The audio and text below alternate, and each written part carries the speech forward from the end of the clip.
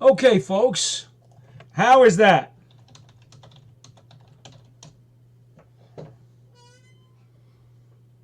Any luck? Any luck?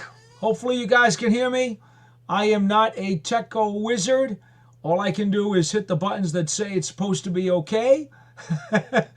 And then somehow things don't happen. Oh, look at that. Now I'm being told the audio's good. All right, Matt, John, thank you very much. Glad to finally get this thing squared away. All right, so here we go. We're going to be with you now for at least the next hour. We'll see how it goes, and depending upon you folks, if you want me to be on longer, we'll try to do that as well. But the bottom line is the New York football Giants are 0-1 as they get ready for the Washington Commanders down in D.C., actually in Landover, Maryland, coming up on Sunday. All right, so a couple things to keep in mind. Number one, the Giants had 4 players who did not practice today. Gunnar Olszewski, their kick return guy, with a sore groin. It's been that way for a couple weeks, and they expect him to miss a few weeks. Darius Slayton entered the concussion protocol. That's an indefinite period of time. You just have no idea once a player goes under that type of category or classification. You just don't know how long it's going to be for him to come back. I've seen guys come back within a week and not miss a game. I've also seen guys miss well more than a month. I did see Slayton doing some working out on the side with the trainers today. That's a good sign, but he has yet to be cleared for physical contact, according to head coach Brian Daboll, and that's one of the steps that you have to be able to pass before you can get back into active duty. So it remains to be seen how long Slayton will be out. Darius Muasau, the rookie linebacker, sore knee, did not practice today as well. And Nick McLeod, right corner, did not practice because of a sore knee as well. On the positive side of the injury ledger, Micah McFadden, inside linebacker, coming back from a groin injury. He did practice in full. That is very good news. Giants are very glad to have him back, especially if Muasau has a knee issue. Last weekend against the Vikings, Daboll played Muasau a lot. McFadden was still a bit slow coming off of his nasty groin, and Daboll said that he was going to go with Muasau as long as he was the hot hand and seemed to have an idea of what was going on and was playing, pretty well. He was going to stick with him and not pull him out. As you saw, he wound up playing most of the game. So McFadden in full today. That's great news because I would expect that he would be back in the starting lineup again on Sunday against the Washington Commanders. All right, so let's see. Where do we start? All right, we know what happened last week, right? The game was a skunk all the way around. The quarterback, the offense, the defense, I guess even the special teams, when you consider that Slayton held a muff punt, which fortunately Dane Belton recovered. And Dane Belton, by the way, is that guy a magnet for a football or what? He doesn't get full-time reps every week, but it seems like whenever he is in there, somehow a loose football finds its way into his hands. So good for Dane Belton. All right, let's see. Oh, G-Men says, let's see, okay, embarrassed by the performance, been there in the stands in front of all the greats. Yeah, I get that, G-Men. I get that. You guys, I'm sure, are aware of the Giants on the Believe Network. Bob Papa and Carl Banks do a pod show.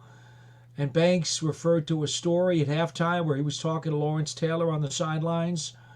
And Taylor told him, I could just pick 22 of us guys right now and go out there and compete and beat these guys. Yeah, it looked like the Giants were in preseason week 4. Didn't it? Let's be brutally honest about it. The Giants looked like they were playing a preseason game with their starters. And the Vikings looked like they were playing opening day of the regular season. That's what it looked like. There's no other way to put it. Okay? Who did well for the Giants? Dexter Lawrence had a really good game. 8 quarterback pressures on 24 dropbacks. That's a good number by anybody's count. Had a sack in there as well, and a pass deflected that wound up being intercepted by Muasau. The rookies, Muasau had an interception.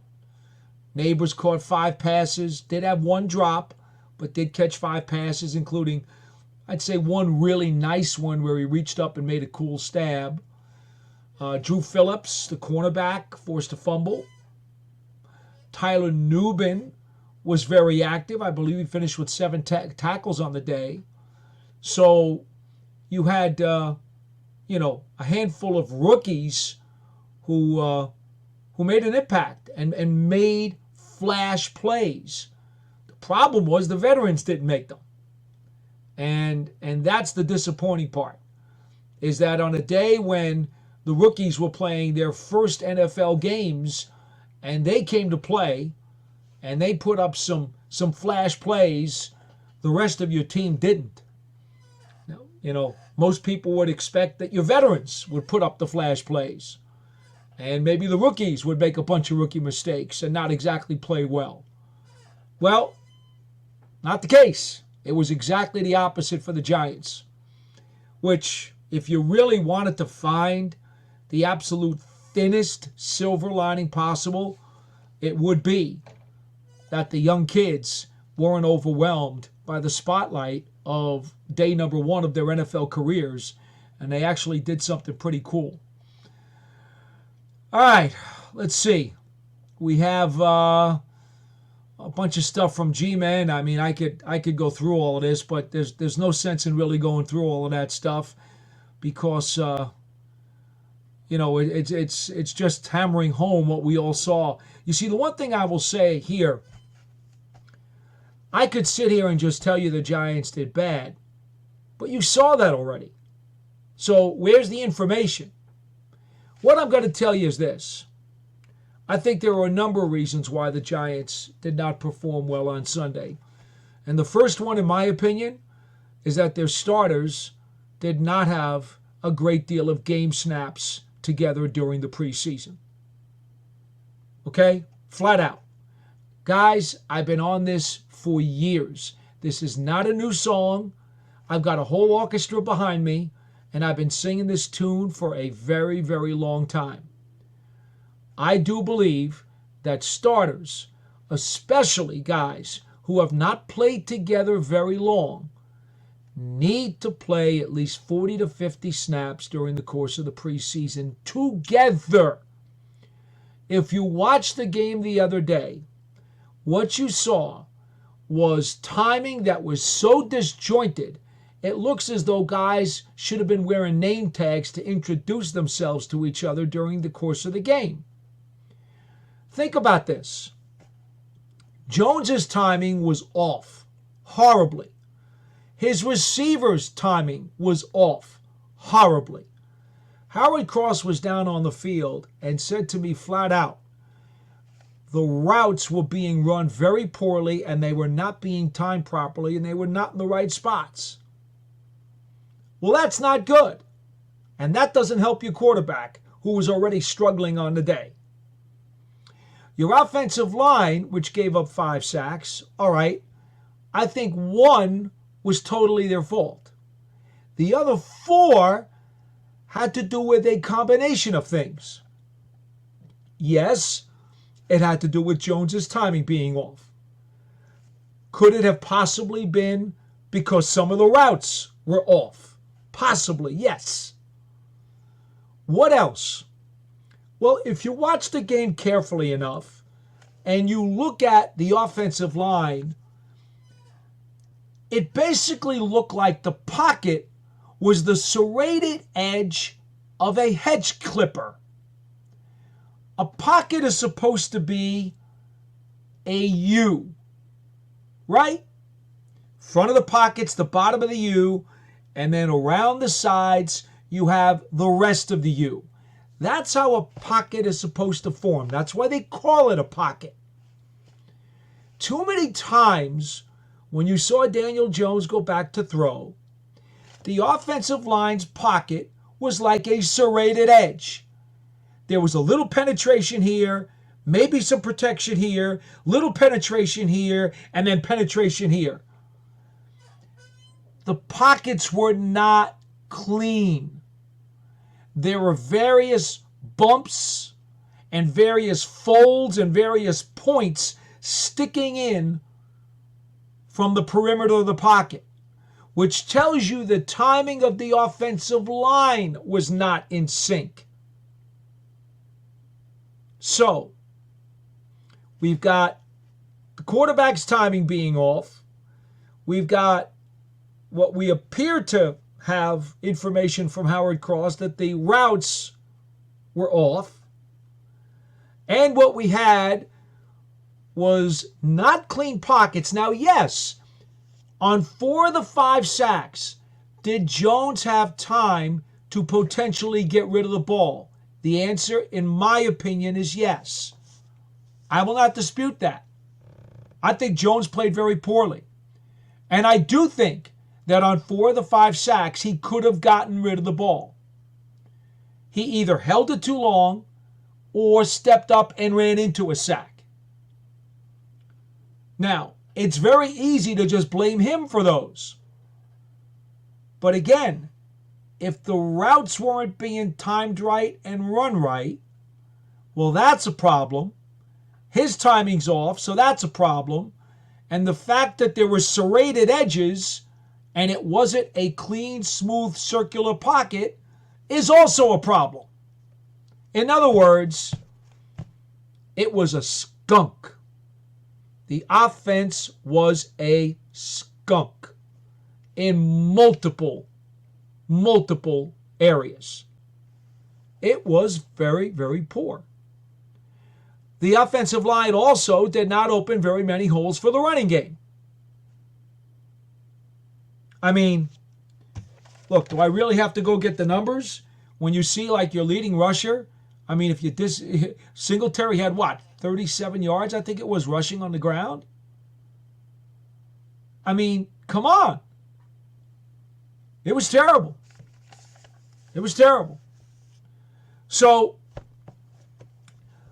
you didn't run block, and then your passing game was totally disjointed because of a number of factors that I've just explained to you.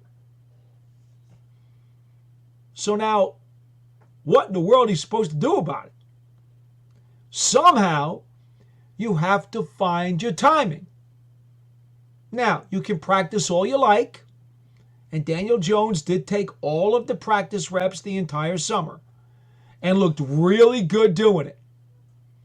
And it looked really good from the receiver's perspective as well.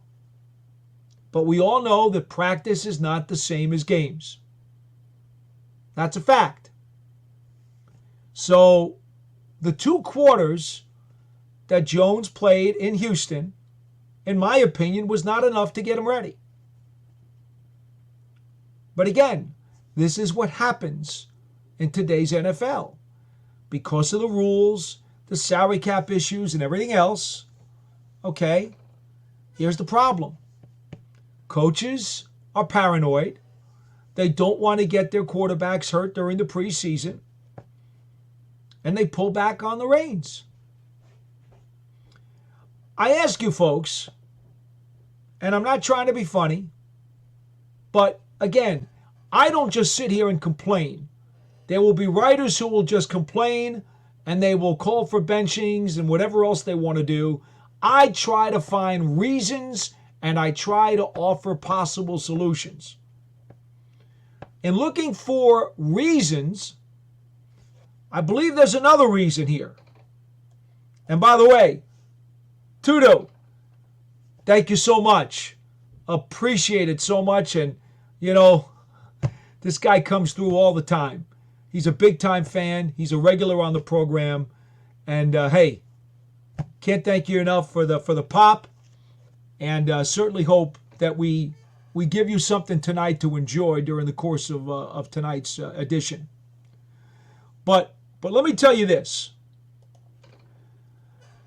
There were a handful of quarterbacks, and I haven't checked on all of them during the course of the week.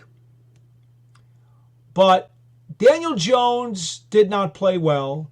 Aaron Rodgers did not play well. Joe Burrow did not play well. Kirk Cousins did not play well. All four of those quarterbacks have what in common? Well, they missed at least half the second half of last season, if not more. So they had not been in a regular season game for about a year. Each of them, if they played at all during the preseason, barely played. Is it any coincidence that all four of those quarterbacks had very poor days this past weekend? I simply give you the facts, and I ask you that question so that you can judge for yourselves. I personally don't believe that it's a coincidence, and I'd like to believe that maybe had these guys played some more during the preseason, maybe they wouldn't have been so offbeat in week number one. A friend of mine said to me, well, what about Matt Stafford? Matt Stafford had a good game. I said, yeah. Didn't Matt Stafford play the entire 2023 season? He didn't miss the second half of last year or the whole season. He played. So therefore, unlike the other four that we just mentioned, he was not in the same boat, not in the same classification as those guys. The four that I mentioned all came back from serious injuries. Just something to ponder, folks. Just something to ponder. In any event, we do know that the Giants' starting offensive line, because of either, Schmitz had a sore shoulder, Runyon had a sore shoulder, it was deemed impossible for them to really get a whole ton of snaps for what was going to be their starting five offensive linemen. And I understand that. That's not something you can have revisionist history on. You had one or two guys who were dinged up, so there was a legitimate reason why they could not start their starting five offensive linemen for a slew of preseason snaps. I think it would be much better if they could have, but at least there was a reason not to do it. All right. So I've given you some reasons why I think the passing game was disjointed. I've also given you some reasons why I think the offensive line was disjointed, which of course also feeds into the passing game being disjointed. Defensively, I was extremely disappointed. The Giants have a very talented front seven. Now, Muasau, obviously being a rookie and a third-day draft pick at that, it was quite a surprise, for him, I'm sure, from the time he was picked out of UCLA to find out he'd be an opening day starter for an NFL team. But again, that was not something you could help. Micah McFadden had gotten nicked up, and they weren't really confident about him giving it a full go. So that's what they wound up doing. I'm sure if Deontay Johnson had not gotten hurt during the preseason, I'm sure he would have been the next guy up. But again, that wasn't the case. But I don't want to put it on him because he had interception. He was active, and he made a big play. So I don't want to put this on him. But the Giants allowed only 3.5 yards a carry during the day. So I think they were adequate against the run. I think they were okay. The rush defense was okay. Not great, not terrible, but okay. It was the pass rush that was extremely disappointing.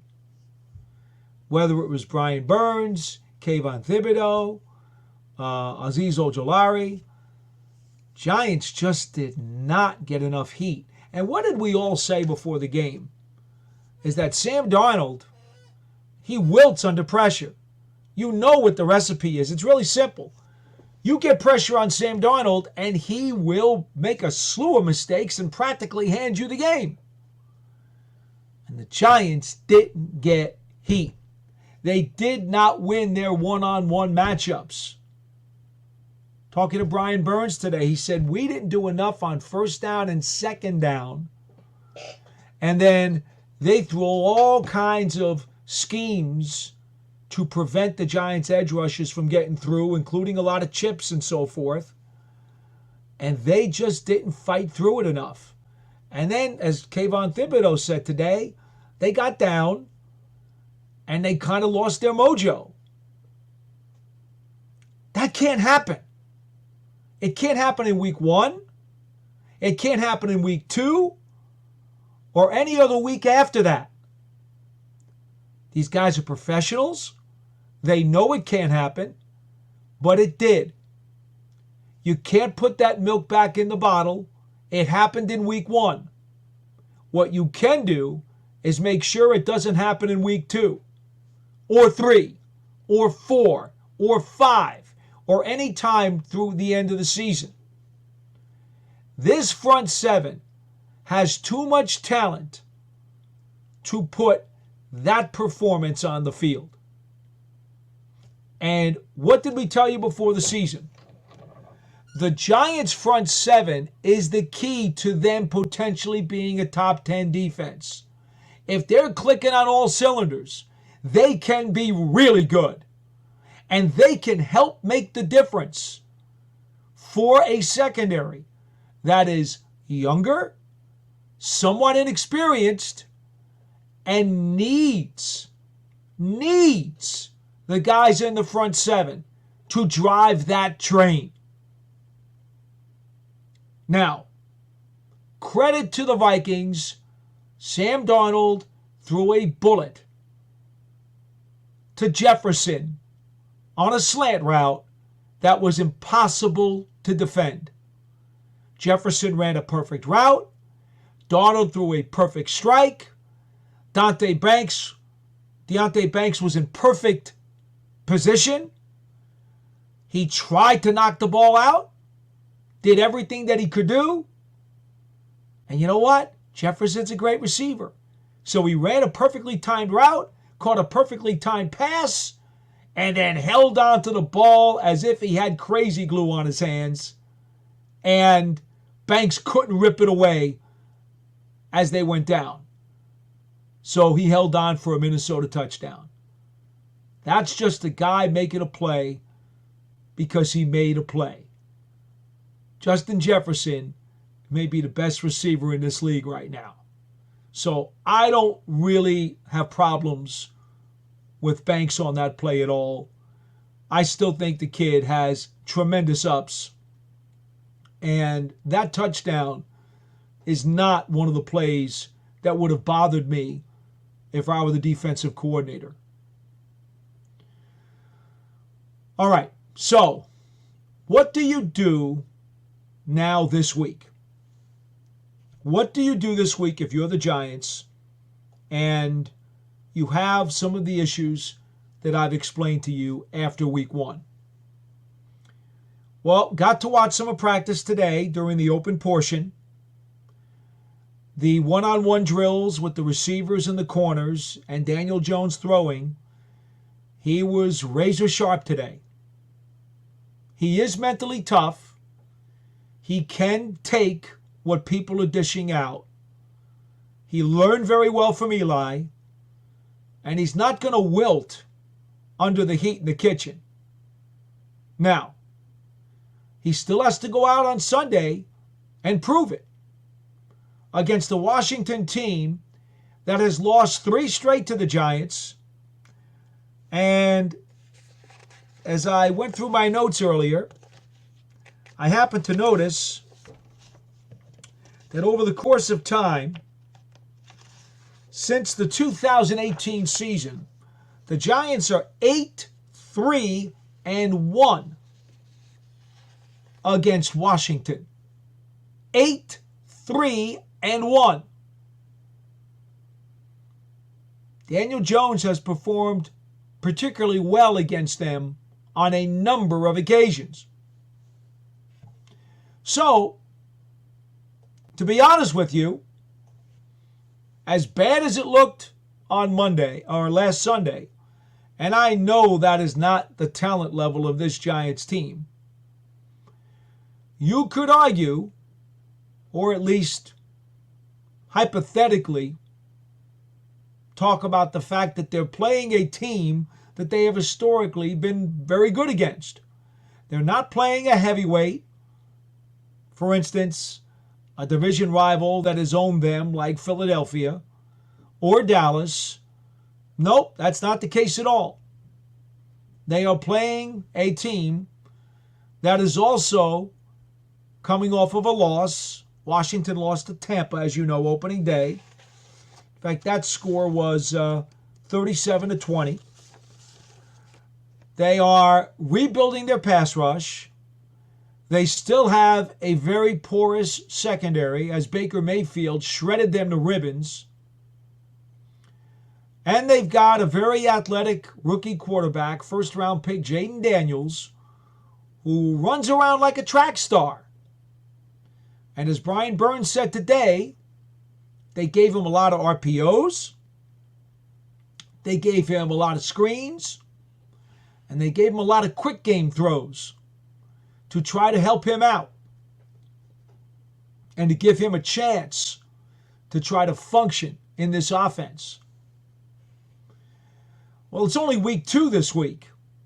I don't know how much more Washington can open up the playbook for this brand new, fresh from the farm, rookie quarterback. We will see. But that certainly could be something that makes this game a little bit more appetizing for the Giants. All right. Let's see if we can get to a couple of your comments. John Morano says, where was Thibodeau Sunday? Horrible game for him. There's no getting around it. I told you last year, Thibodeau was doing real well till the final month of the season when he ran out of gas. But up until then, he was looking really, really good and certainly had progressed significantly from his rookie season. Well, I don't know why in week 1 he didn't have it going. But we saw enough of him for 3/4 of last year to know how good he can be. And we've also seen him do some things to the Washington Commanders, as you know. So let's see. You know, Washington's totally turned over their coaching staff. Dan Quinn is down there now, the former defensive coordinator from the Cowboys. In fact, I'm looking here. Let's see. Their offense. Coleman's at left tackle. Wiley's at right tackle. I mean, if you're the Giants front seven, you have to dominate this team. You have to. It's certainly not as good an offensive line as what the Minnesota Vikings have. So it's time to wake up. Smell the coffee. And I know, I get it, folks. September is an extension of preseason football. We all know that. And I do subscribe to that theory. That's what it looks like half the time. As Brian Dable said today, there were 16 teams that are starting off 0-1. I don't know how many of you know this, but since the AFL-NFL merger in 1970, only 54% of the teams that won opening day went on to make the playoffs. 54%. which is barely more than a coin flip. And that's over 53 years of NFL football. So that's not a fluky stat, and it's not a small sample size. What it tells you is that the week one-loss result is a very, very small factor in terms of what can happen to your franchise by the end of the season. And after all, it is only 1/17 of your schedule, right? You don't need to be a brilliant mathematician to figure that out. All right. Let's see. Gary Gaston says, "Hi, Paul, do you think Hyatt will get more playing time this week?" Well, you've got Slayton in concussion protocol, and it's impossible to tell when he's coming out. So the answer would have to be yes. Jalen Hyatt would undoubtedly absorb a slew of those snaps. Javen, if DJ continues to play as bad as he did, how long do you think they will until they move on from him? Well, let's put it this way. We've told you before the season, and it still holds true. There can't be any excuses here. Okay? Daniel Jones has reached a fork in the road where he's either got to perform or not perform. And if he comes back this week and tears up Washington and the Giants are 1-1, well, then he's back to sea level again. And then everything is erased and you start week 3 fresh and you start grading him from week 3. Now, if he does poorly this week, well, that's 2 games in the books. I go with the Bill Polian theory, the Hall of Fame executive who always said you have to go through a full month because September is, again, pseudo preseason football. You don't know what your team is until usually 4 games in. So if you go with that theory, does Jones have to have a bad month before they decide to contemplate a change? You could put some logic to that, but it's certainly not going to be any time before then, at the very least. Okay, what do we have here? G-Men 7. Paul, it appears to me DJ doesn't see the field properly to make quick reads and throw wide receivers open. His throws don't seem crisp. Something seems off. Velocity mechanics. Jones did say today that he needs to play fast, needs to find his rhythm. He did say that there were some things in the footwork he wanted to clean up. He and Brian Dable rewatched every play from the game last week, and they did determine there was some footwork stuff that he needed to touch up. He said he needs to trust it more. Now, again, think about the factors that we talked about earlier in the show. The unit's not cohesive. They haven't played a ton of snaps under game conditions together. There's a lot of reasons why Jones may have been impacted like he was. But see, here's the problem. He's got to overcome that stuff. Okay? We can't be talking about reasons why anymore. Daniel Jones needs to be beyond that. He needs to play well in spite of things that are not working around him. That's where he needs to be now at this point in his career. It didn't work out in week 1. I think there was just too many things that were disjointed. The avalanche of things that were off kilter, it was too much for him. You have to believe that with that game film, with those game snaps, hopefully with a really good week of practice, some of those disjointed factors will iron out around him a little bit. And now it's going to be up to him to step up and rise above that and do what needs to be done to lead his team to a victory. That's what Daniel Jones needs to do. I know he's got it in him, but until he shows it to everybody on Sunday, nobody's going to believe it. And that's fair, right? We always say, the tape doesn't lie. Believe what you see. Daniel Jones has a chance to let you see on tape what he's capable of in Washington on Sunday. All right. Let's see. What do we have here? Danny, year 6 duds. Salute you for trying, Paul. You can't polish a turd. DJ's awful. How he lasted 5+ years as a starter needs to be investigated. Again, I get it. Look, here's the really cool thing. And I mentioned this on one of the other shows. I don't know if it was this show or Big Blue Kickoff. Maybe it was, maybe it wasn't. Maybe it was just a show I was guesting on. The great thing about Giants fans is that they're passionate and they care. You absolutely revel in the team when they're doing great, and you absolutely ache when the team does bad. The worst thing that can happen is that you don't care. Right?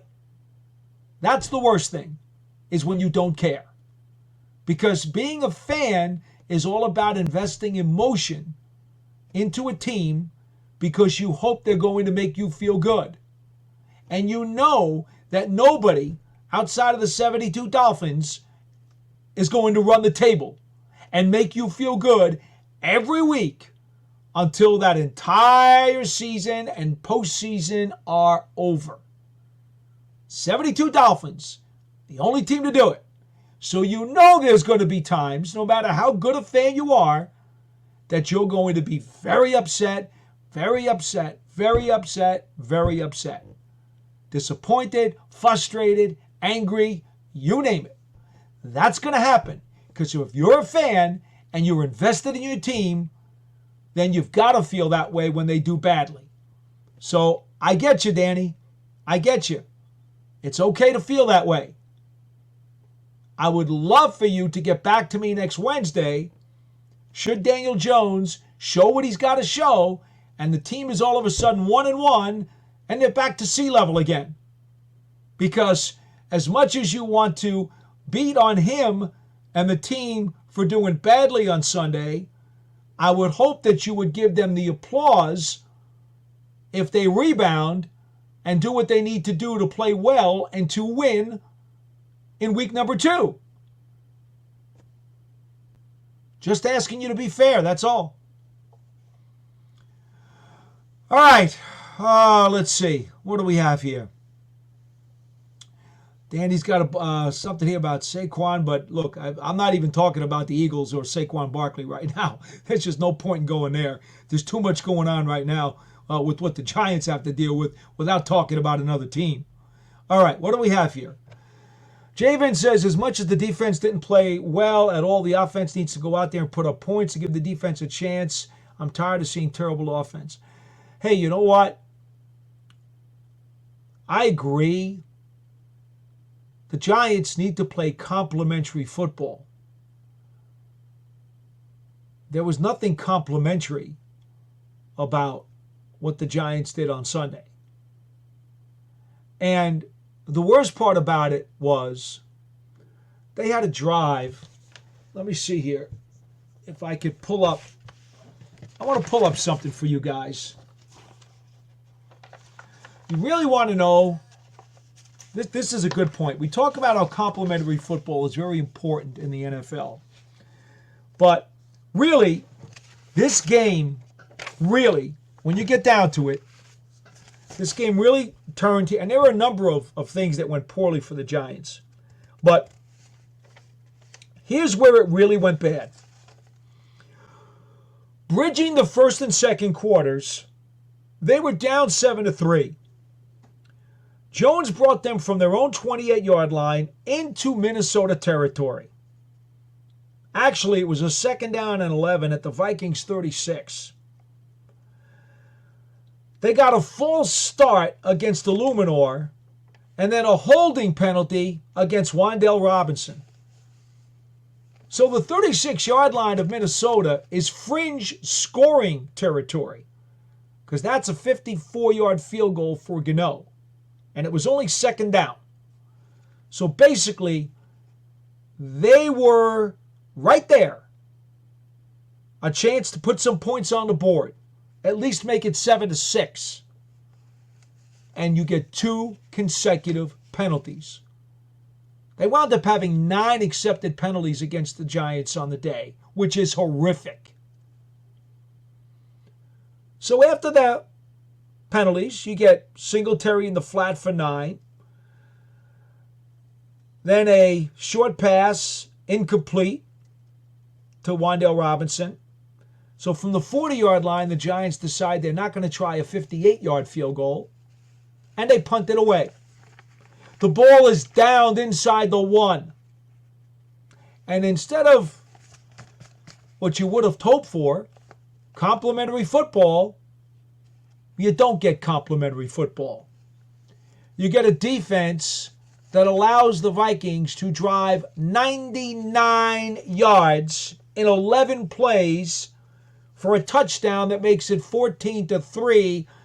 And at that point, if you really want to rehash it and go over it in hindsight, those 2 series right there, those 2 series, that's where this game got away from the Giants. To that point, what do I have here? Darnold was 10 of 10 for 136 yards. He was flawless on that drive. In fact, there was, let's see, Chandler was caught for a 3-yard loss on 2nd and 5 from the Giants' 6. And on the third play of the drive, on first down from the Vikings' own 12, they were called for a false start. And that was it. The rest of the 99-yard drive was all positive yardage for the Minnesota Vikings. Made it 14-3, and the entire complexion of the game was now all in the Vikings' hands. They were allowed to control the tempo. They were allowed to control the narrative. And they decided that they were just going to author the rest of that book. That's it. It's that simple. It's really that simple, folks. The Giants do something with that drive. They're already in scoring range. Do something with that drive. No. Not only did they shut down their own waterfall and lose potential momentum, they then opened the floodgates and allowed the Vikings to create momentum and their own waterfall. Exactly the opposite of complimentary football. That, right there, that in a nutshell, is what happened on Sunday and why the Giants performed so badly and got beaten heavily by a Minnesota Vikings team that should not have been able to dominate them like that, because they do not have as much talent as the Giants do. All right. What do we have here? G-Men 7. The defense doesn't do anything to affect the quarterback. We can't get a rush off the edge, have no disguises, no enough blitzes. Do you feel we have ever disguised part of this team? Well, remember, Shane Bowen, the new defensive coordinator, is rare to blitz. That is not something he wants to do. Now, according to my game notes as I was watching the game live, and I do try to take down formations and blitz packages while the game is being played. Again, I watch so many things on every single play, it can become very hairy. Giants sent a lot of 4s. They did send some 5s, few 6s, but no, the Giants were not a heavy blitz team because they don't want to be. They want their front 4, and they believe, rightfully so, they've got the talent and the capability to do what needs to be done on their own without sending extra guys. They didn't show it Sunday. Flat out. They had the bowling ball in their hands, and they were told, this is what you need to do. And they threw a gutter ball. That's what happened. The front was not nearly as stout as it needed to be. It was that simple. The Vikings had a good plan. The Vikings out-executed. The Vikings controlled the narrative. There is no way the Washington Commanders should control the narrative against the Giants front 7. They are not as talented as the Vikings up front. We will see what happens. Got to step up. Got to wake up. Got to step up. Got to do the job that you're supposed to do. Because this team is leaning heavily on that front 7 to pave the way. All right, let's see what we got here. Okay. Christine says, I agree with most of what you're saying. There's some heartfelt fans out here that were at least hopeful to be competitive in the first game. Well, Christine, you couldn't be more right. Look, I looked at the talent on the 53, and I was like, all right, it's a middleweight team. The Giants are a middleweight. Vikings, all right, possibly a middleweight team also. No reason you can't win this game. Now, what was the warning sign that I have talked about? Again, I go back to it.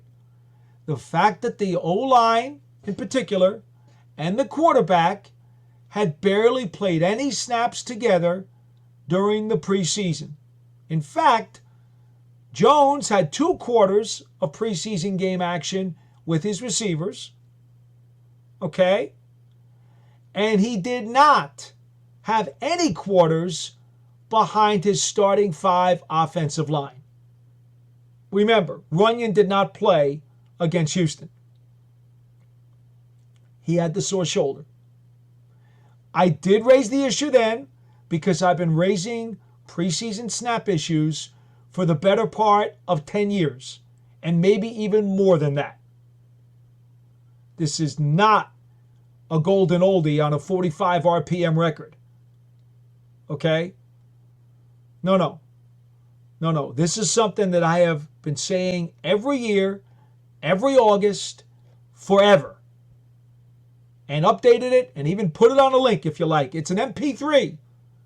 Starters need to play more in the preseason. So, I get it. I expected the Giants to win this game.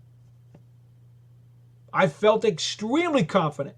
But I also told everybody, there's that little voice in the back that says, boy, it would be so much better if they had played more preseason snaps together. It was something that concerned me, but I overlooked it. I kind of pushed it to the side and said, no, the talent's going to prevail. It didn't.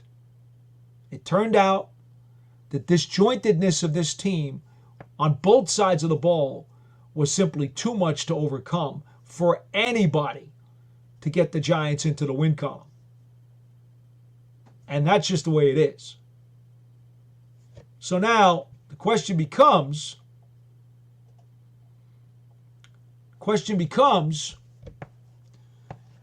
have they gotten enough, having played 4 quarters on Sunday, and they will have practice time this week? Is that enough to smooth out some of this disjointedness? We won't know till Sunday, because practice, as we all know, practice is nice, but it's not the same as a game. And really, that's what it comes down to, Christine. That's what it comes down to. We will not know until Sunday. We can all sit here and chat, and I'm surprised nobody wants to do a video call. I'd be glad to take a video call. We're coming up now on almost 8:30, almost an hour for the program. It comes down to this. No matter what we say, we can talk till we're blue in the face. We can talk about the Giants from now till kickoff at 1 o'clock on Sunday. And nothing's going to change the fact that until that game starts and we see this Giants team on the field, we will not know if they've done enough to sandpaper a bunch of those rough edges. We will not. So there are a couple of things here. Watson Graves, hey, how about that? Watson, thank you so much. Appreciate the pop for sure. And again, I know you're one of the regulars on the program. So big thumbs up to you. And again, thank you for being with us. My point to you is this. If you don't want to get ultra excited and anticipate Sunday's game, and you want to kind of mute your enthusiasm a little bit, that's okay. That makes perfect sense to me. Not that, hey, you have a right to feel how you want to feel. I'm not going to tell you how you should feel, because that's not my place. But here's what I will say. I can logically understand any fan who mutes their enthusiasm going into week 2 after what the Giants put on tape in week 1. Come on. Obviously, that's purely logical, rational, and makes perfect sense. You know what doesn't make sense? What doesn't make sense is to scream, beat your fist on the table, brood, be furious and angry, and basically just spew hatred for the next, Thursday, Friday, Saturday, into Sunday, for the next 3.5 days, talking about how much you're disgusted with the team, can't stand the offense, want nothing to do with the quarterback. Exactly what good does that do? It does no good at all, except make you probably more miserable than you already are. So, logically speaking, it's probably better to just try to take a breath, calm down, chalk up that game to just one of the 16 teams that lost in week 1, and say, okay, I'm going to look forward to week 2. Even if I don't want to get totally jacked, I'm still going to look forward to week 2, and I'm going to start thinking about how can the Giants do this, that, and the other thing against a totally rebuilding Washington Commanders team that they have gone 8-3-1 against since 2018. That probably makes a lot more sense logically speaking. Oh, here we go, Christine. Oh, hey, Christine, how about that? Just want to be positive. Please, let's go, G-Men.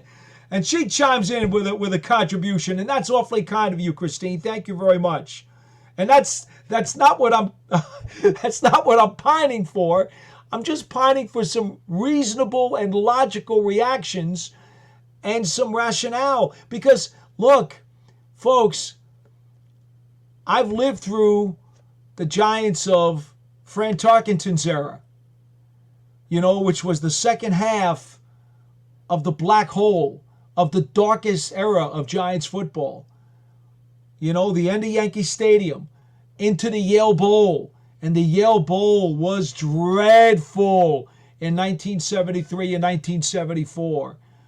Shea Stadium in 1975, dreadful with a capital D. They build a new stadium in the Meadowlands. And you know what? Those first few years, dreadful. I've lived through all of that. I've seen it firsthand. I don't know how many of you have, but if you're old enough to remember those days, you know how those games made you really nauseous. All right? They made you really, really miserable. And some of what's happened in the last decade absolutely brings back some of those flashbacks. There's no question about that. But if there's one thing that I know I've learned, it's to apply logic.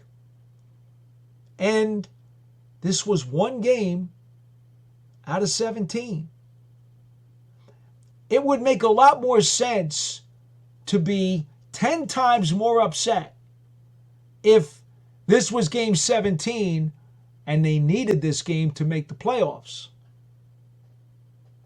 Or for that matter, if it was a first round playoff game and they went and got whacked like that. Now that would be a logical reason to be absolutely beyond belief, right? You skunk a game in that situation, any fan would tell you, that's just really, really, really, really bad.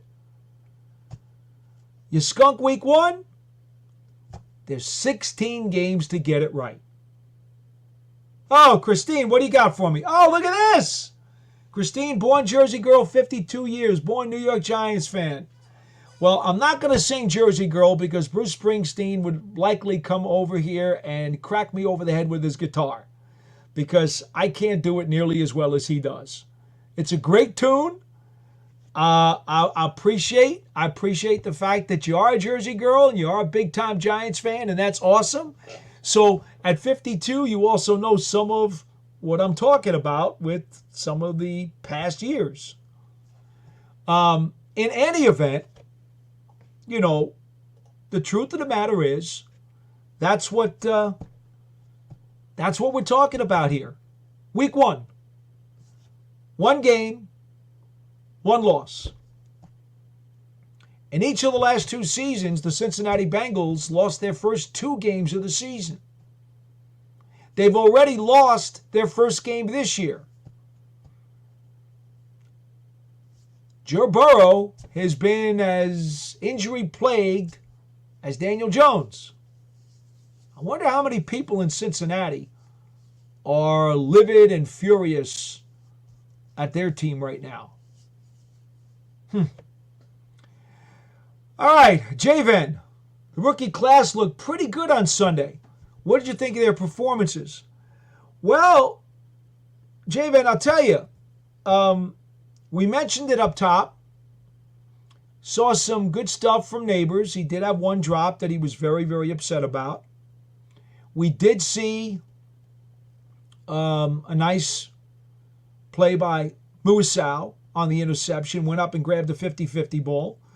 We saw Drew Phillips force a fumble and punch one out. I mean,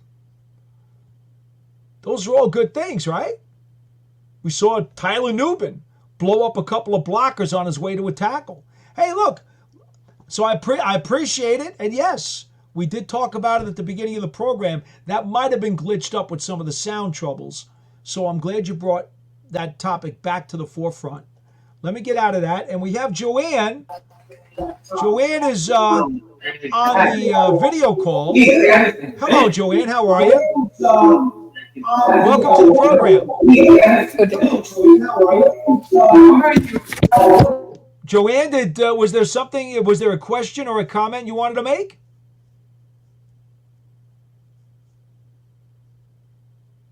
Hello? Well, perhaps not. All right, we'll put you back down on the bottom, and maybe we'll try to go back to you one more time, and we'll see if we can't get you up here, and we'll give you an opportunity to try to ask your question one more time. All right, Joanne, hello. You are next on the Big Blue Breakdown. I guess not. All right. Well, Joanne, I appreciate you trying. I don't know, maybe you've got some issues with your computer or your microphone or maybe your internet connection. I'm not sure. I'm glad we got our audio squared away from the beginning of the program. Good news, we finally did. I'm willing to go another 10 minutes if you guys want me to stay. I think, we had a little glitch earlier, so I don't want to cheat you out of some time. But at the moment, looks like we're kind of dying down on some of the chats, and I don't have anybody making a video call. So what I can do, I will remind you that coming up on Friday, we'll be back with our exclusive preview with the 3 key matchups to watch between the Giants and the Commanders coming up on Sunday down in Landover, Maryland. Now, I will tell you this. It's very interesting as I look at the Commanders roster, and, there's no doubt you got to be excited about Brian Robinson Jr., the running back. He's a quality player, no question. And we all know that Daniels is a terrific runner and can really, really motor. But still, playing quarterback in the National Football League takes a lot more than just fast legs. Terry McLaurin, Scary Terry, as we always call him. They've got some players. There's no doubt. But defensively speaking, Bobby Wagner Jr. is playing middle linebacker. Obviously he knows Dan Quinn from when Quinn was a defensive coordinator in Seattle many years ago. So they brought him over here to be the sage to kind of run that Commanders defense. But my goodness, he has been around forever, and you have to wonder what he's got left. The secondary is obviously very unimpressive, although they're hoping that Jeremy Chin, who came over from Carolina, an often injured safety who had a lot of talent when he came out of the draft, but has never reached his potential, they're really hoping that he's going to be receiving a renaissance, as they say, to help them. And they still have Jonathan Allen and Daron Payne at the defensive tackle spots. But it's not an overly impressive roster. They know they're in the middle of a rebuild. Cliff Kingsbury is their offensive coordinator for Dan Quinn. Joe Witt is their defensive coordinator. We remember Larry Izzo used to work for the Giants. He is their special teams coordinator. But this team has totally undergone an overhaul. New ownership, new front office, new coaching staff. I mean, they're in complete rebuild mode. Giants, you want to take advantage of this. This is an opportunity to even the slate at 1-1. Do your job. Take care of business. Get back to sea level. And then worry about week 3 when you get to week 3. Oh, Billboard Builds says, I was born in 67, so didn't pay a lot of attention to the team till the 80s. I remember fans upset with Sims, upset with Eli. Winning changes the conversation. DJ needs to win. Billboards, you couldn't be more right. They booed Phil Sims. Sims was often injured. The team was just dreadful around him. And there were times that Phil asked the Giants to trade him. Thank goodness it didn't happen. And eventually it all worked out in 1984 when Phil finally secured the job for good under Bill Parcells. And the Giants were on their way now to being a contender for the next several years. So yes, I understand. And Eli Manning, by the way, for those of you who do not remember, back in 2007, there were a lot of doubts at the beginning of that season. People saying maybe Eli Manning wasn't worth it.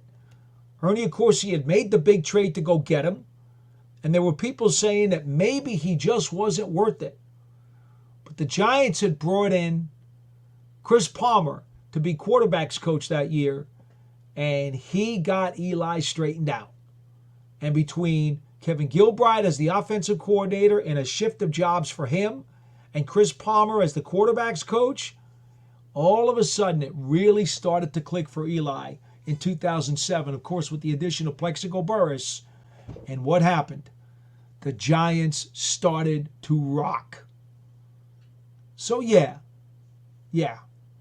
I saw Eli booed too. And at the end of his career.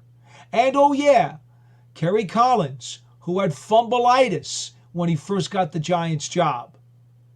But then somehow he was able to fix that and brought the Giants to a Super Bowl. It's not always easy. It's not always a direct path. But it can work out. No matter how bleak it might look for your quarterback at the beginning, when there are a lot of other factors that have sabotaged him, there is always a chance that it will eventually work out. All right, appreciate the comment, Billboards Builds. He says here, oh yeah, it's another one. Just realized I'm signed on. My channel name, oh well, my name is Chet. Okay, Chet. Like Chet the Jet Walker, who played for the Chicago Bulls back in the 70s. And I know you know that because you said you were born in 1967. You remember who Chet the Jet Walker was. All right. So, we got Joanne again. I'm going to try to add you to the stage, Joanne.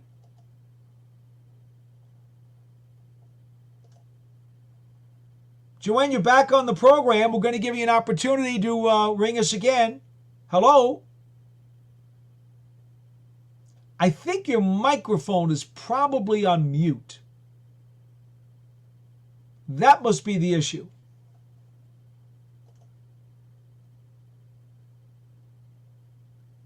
In any event, I appreciate it, Joanne. I would love to have you join us as part of the program. Maybe you can get that squared away for the next time that we do a show next Wednesday night. All right. Well, I guess that'll just about do it for this edition of the Big Blue Breakdown Live. Unless somebody else out there has a question or a comment, doesn't seem like there would be much reason to continue this program. I will tell you, again, the Giants had the 4 players not practice today: Muasau, Slayton, Oshevsky, and McLeod. Oh, you know what I do want to mention to you? Adoree Jackson. I talked to him today. He said that he felt pretty good after the game on Sunday. Remember, that was on artificial turf.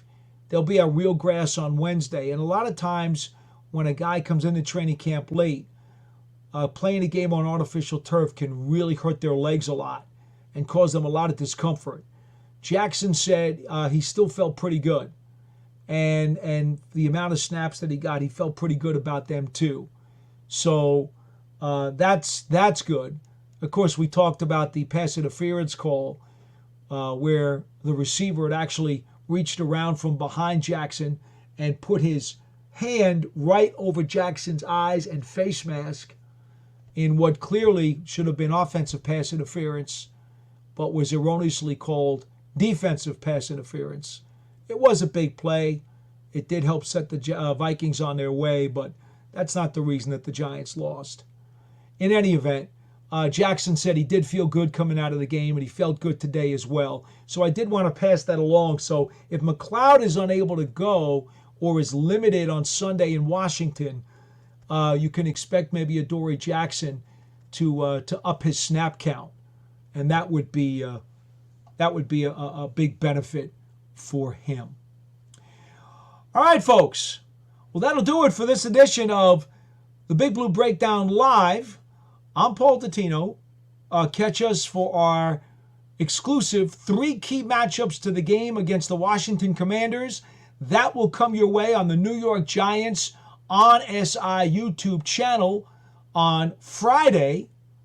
And then, of course, we'll be back next Monday with our Game Balls and Gassers. And then next Wednesday, another edition of the live program.